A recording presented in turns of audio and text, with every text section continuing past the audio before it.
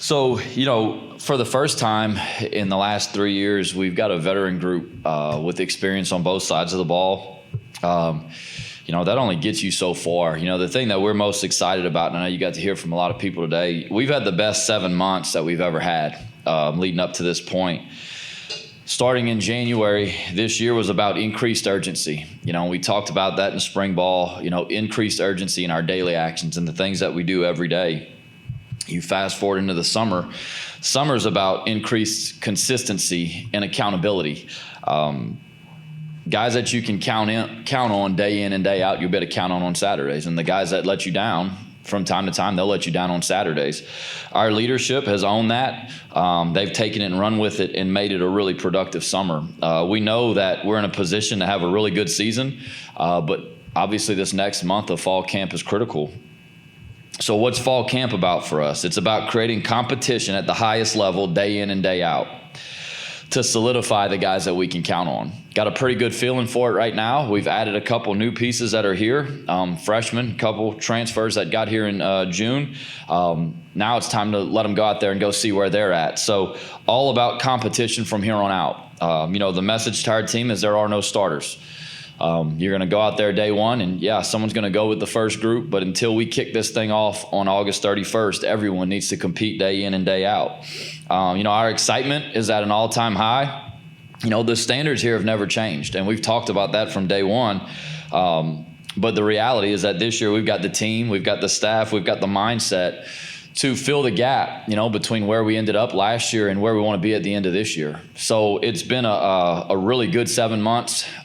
It's the last few days have taken forever, to get the guys here and to get ready to get it started. But, tomorrow we'll have a full day getting ready to go and having a really good first practice. So that's all I've got for opening statements. If you guys have any questions, we'll go from there. The quarterback battle that seemingly never ends, ever, is what's different about it? Is it different in some ways in terms of what's going to determine one or the other, or is it the exact same situation as it was 2 years ago? It's a little different than it was last year. Last year it was all about, hey, if Ben's healthy, then, it was pretty much his gig to run with. This year, Chandler played really well in the back half of the year, and really played, statistically, he played the best out of the three guys who played. But on top of that, I thought he performed really well in some critical situations, in games where, we had to have him play well. He really did. So I think it's truly, those guys are going to go out there and go battle it out. Naturally, Ben does have to be healthy to be able to do that, which he feels really good. I know you guys were able to talk to him today, which is great for us. But Chandler has, Chandler's changed a little bit. He's grown in this leadership role and stuff like that, which is kind of where Ben has always had the edge on him. So he's kind of closed the gap in that regard. But, the reality of it is, look, I would rather have this than have an unproven that we're hoping can play good enough for us. Whoever wins this job is going to play really good football for this team. And for us, that's a good thing. Human part of it's tough because, you love both those kids. They work their tails off. They're both incredibly talented. Teammates respect them. Coaches respect them. But at the end of the day, it's about what's right for the whole team. And, those guys are going to have plenty of opportunity to show who's ready to do it. Because the third string quarterback is not going to be, if you get to that, as experienced as the last 2 years, does that change anything that you do with Ben and Chandler from a coaching protective standpoint, or do you just go? I think we got to play the game that we think is going to win for us, and their injuries have been really pretty unfortunate. It hasn't been a deal where I think we had them in jeopardy. It's kind of Ben's deal the last couple of years were just two freak accidents that happened. Last year when Z got hurt, it was just just kind of a simple play, just got rolled up on a little bit. So, we try to protect them as much as we can anyway. But there are certain situations where, those guys are good athletes and they've got to let that athleticism take over. No, I think if you play the game not to get hurt, you're always going to get hurt.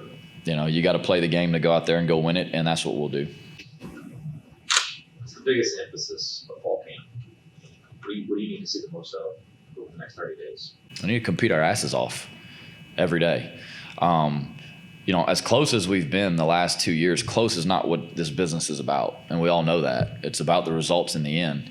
And so for us, we got to have a little bit more from everybody. And that's, the reality, right, is that there are two things that can exist at the same time, where you are and where you want to be, right? And the gap is what's in between. And for us, we're close to being right where we want to be, but it takes a little bit more. We got to compete every day, and we have to push each other every day, because the reality of it is, look, you turn around all these close games and you win them by one, well, it turns into a really good year. You don't get it done. You don't finish those games the way you want to, and you're disappointed. You're on the outside looking in. So for us, it's about competing day in and day out. It's about getting everybody on the same page. It's about getting this team as close as we can. I think our leadership has done a great job of bringing this team together. Need to continue to do that. And, you hear Jim talk about it a lot. He talks about, the black and white of it. Like, they have to know exactly what's expected. You have to define the expectation.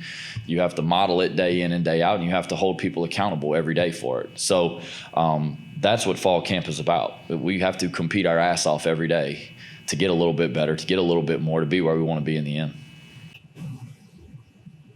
Coach, as far as you all always want to hit your recruiting footprint, but you had some guys like Harvey, Dalen had a really good year last year. You picked up some more guys from St. Martinville and STM this season. What are your expectations there as far as the recruitment standpoint, but your expectations seeing them to the next level?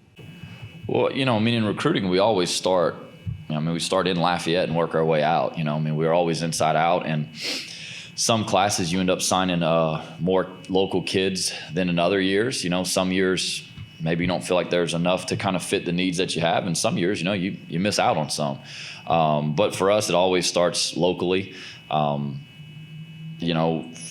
someone who's from here, from the Acadiana area, it meant a lot to me to get to play here. I would fill our team with kids from the Acadiana area in Louisiana. If we could sign all the ones we wanted, I would have a team full. But, for us, I think it means a lot for those kids to wear Louisiana and represent our state, our area, and our team. I expect a guy like Harvey to really take a big step forward for us this year. As a true freshman, it's never easy to play. I think he did a really good job. He got thrown into it and handled it really well. But naturally, in year two, he's had a whole year in the off season and everything. He's kind of knows the routine. He's been through it a little bit. He really understands what's being asked of him. I expect him to really take some big steps forward for us.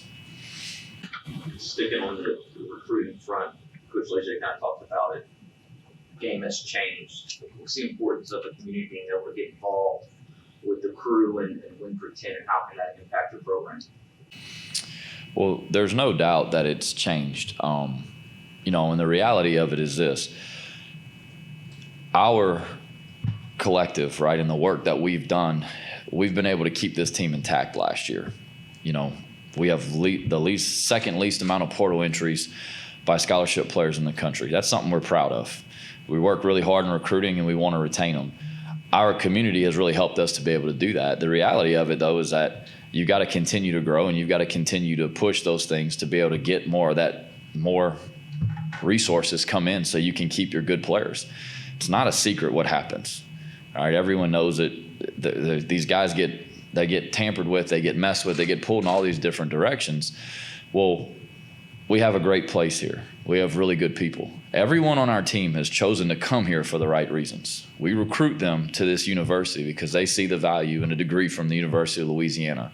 They want to play football at the University of Louisiana. They want to be a part of this community.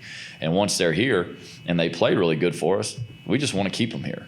I don't think any of us, nothing makes us more proud than to know a kid that we signed, we developed, has success here, and then they get their name called on draft day. That's something that we all want and we all love. So the reality of it is that it's huge, and I think the Win with 10 initiative is huge for us. I think our community is a community that always rallies to help each other, to support each other. And I think this is an opportunity for everyone to be able to chip in, for everyone to be able to say, hey, I helped our athletic programs over here. I helped us keep these guys over here. And, the reality of it is, I know a lot of people love to tell you how they feel about everything. It doesn't really matter how you feel about it. NIL is here. It's part of the game. the way that we use it, like I said, is in retention. They choose to come here. Kids play really good, and they get rewarded for it. And I think we use it in a way. We have a formula. We do all these things to make it fair, where it's merit-based. I think that's what it was supposed to be for. I think that's how it was intended to be. And for us, we've been able to do enough to keep this group intact, but that's only going to continue. I mean, as you continue to have guys that play better and better, you got to continue to find ways to keep them here. And we think we can do that by treating them really good, giving them the opportunity to come out here and play in front of a great fan base and a great venue. And certainly, be able to pay them enough where they feel like they're appreciated and they feel like they're valued. Besides personnel changes, which has happened, what is the biggest thing that y'all maybe have to do more of this August to stop them like that? Well, I think it's just the emphasis that has to be there, right? We have different group periods, which we've always had. You got to continue to work in those situations. We've got to coach it better. We've got to play it better. We got to get off of blocks. We've got to change the line of scrimmage. I think as a coaching staff, we can help them by letting them cut loose and letting them play a little bit, where they can run off the football, dent the front and get some knockback, things like that. And I think as players, they've got to take coaching and they've got to be locked in on the details of it.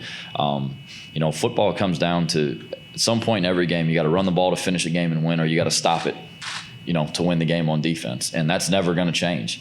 So for us, it's about focusing on the details. It's about making sure that our competition periods, making sure that whenever we are competing and everything's good on good, that, we're coaching exactly what we want. And, at the end of the day, you put them in the position where they've got to do it enough times, and the guys that will consistently do it well will play. And the guys that don't, well, they'll watch someone else play.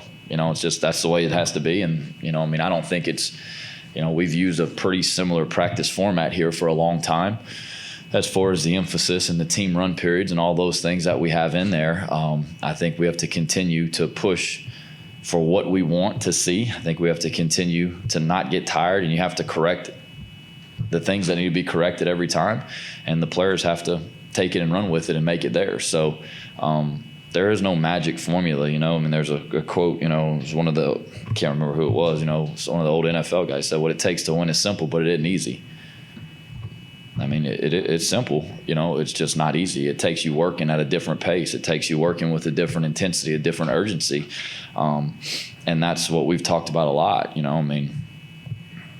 it's, if you're sitting here and you're talking about you gotta, you're 20 points a game, you're getting blown out every week. You gotta freaking throw it all out and you gotta start over.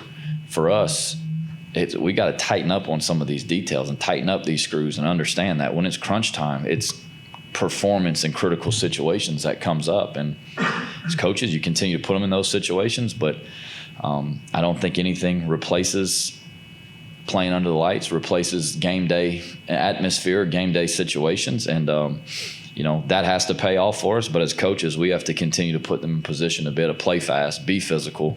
And, defense should never be passive. Defense is about forcing the issue, about creating negative plays. And when you do that, you have the ability to have more success and get them in the third downs where you can get off the field, right? Don't let them run the ball in first and second down in the red zone. Well, they feel like they got to throw it 3 downs. Well, now chance for success isn't as good. Well, Coach, kind of bouncing back to venue, it's so easy to get distracted by what's going on up here, but y'all will have to go through some adversity with that as well, maybe logistically rather. How do you all kind of lock in and not really allow that to be an effort to the record? Yeah, we haven't really talked about it a whole lot. It is what it is. It's our team's guaranteed 12 opportunities this year, and it doesn't matter who you play, where you play them, what the stadium looks like. You got to go out there and you got to go make them all count. So, the work in front of us is enough, to keep you focused on what's there. It'll be cool. Whenever we go out there, it'll be a unique year. Something that, none of these guys, myself, none of us have ever been a part of. So you kind of embrace the uniqueness of it. Our kids are excited about the future, and what that stadium's going to be. Even the seniors who will never play in the completed stadium. they're proud to be a part of it. So for us, it's always going to be Cajun Field. It doesn't matter, what the facade looks like. It doesn't matter any of that. We have to handle our business between the white lines, and that's going to be our focus. Always has been, always will be.